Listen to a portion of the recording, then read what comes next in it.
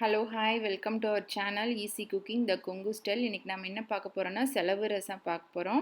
இந்த செலவு ரசம் எப்படின்னா கோல்டு இருக்கிறவங்களுக்கு, தலை நல்லா பாரமாக இருக்கிறவங்களுக்கு சுடு சாப்பாட்டில் இந்த ரசம் வச்சு சாப்பிட்டோம்னா நல்ல ரிலீஃப் கிடைக்கும். வாங்க எப்படி பண்ணுறதுன்னு பார்க்கலாம். ஃபஸ்ட்டு இந்த ரசம் செய்யறதுக்கு தேவையான பொருள் என்னன்னு பார்த்தா பூண்டு, புளி, தக்காளி, மிளகு, சீரகம்.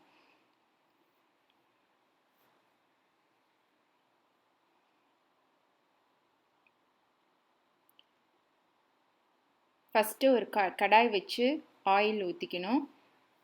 அதில் பூண்டு கொஞ்சம் நிறைய எடுக்கணும்.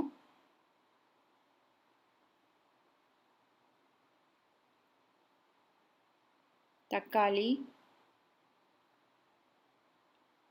புளி அதை எல்லாம் போட்டு நல்லா வணக்கணும்.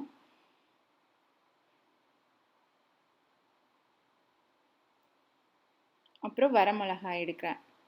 காரத்துக்கு நம்ம மிளகு எடுக்கிறதுனால அதில் மிளகுலேயும் காரம் இருக்குது, அதனால் ஒரே ஒரு வரமிளகாய் எடுத்துக்கிறேன்.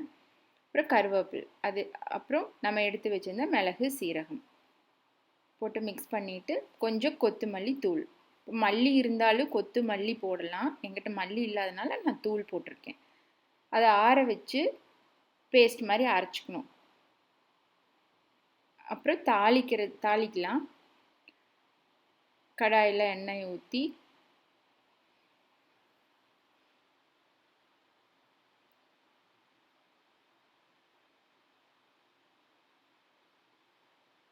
எண்ணெய் ஹீட் ஆனதுக்கப்புறம் கடுகு,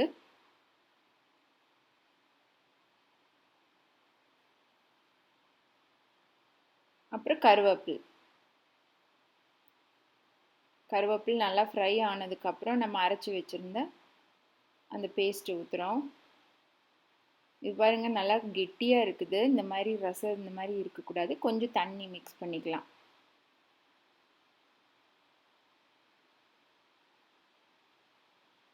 நல்லா மிக்ஸ் பண்ணி விட்டுருங்க.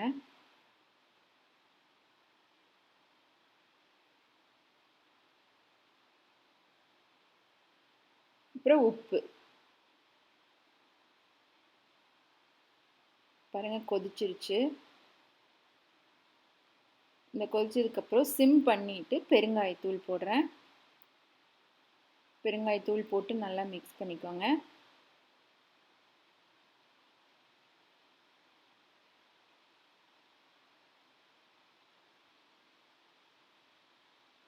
அப்புறம் உப்பு எல்லாம் பார்த்துக்கோங்க. உப்பு பத்தலைன்னா மறுபடியும் நீங்கள் போடுறதுன்னா போட்டுக்கலாம் உங்களுக்கு தேவைக்கப்ப. அதுக்கப்புறம் லாஸ்ட்டாக கொத்தமல்லி தழை ஆட் பண்ணிக்கணும். அவ்வளோதான், ரசம் ரெடி ஆயிடுச்சு. இது சிம்பிளான ரசம். நீங்களும் உங்கள் வீட்டில் ட்ரை பண்ணி பாருங்கள். கண்டிப்பாக உங்களுக்கு இந்த ரசம் ரொம்ப பிடிக்கும். தேங்க்யூ.